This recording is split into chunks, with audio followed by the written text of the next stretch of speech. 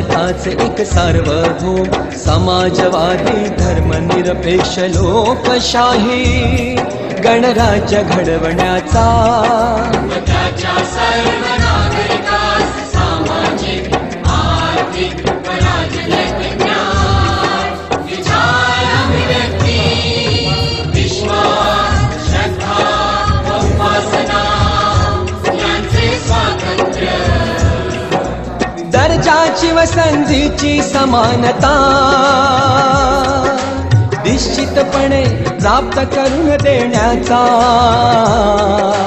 आणि त्या सर्वांमध्ये व्यक्तीची प्रतिष्ठा व राष्ट्राची एकता आणि एकात्मता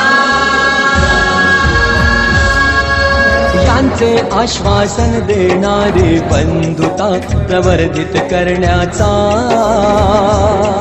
संकल्पपूर्वक निर्धार करून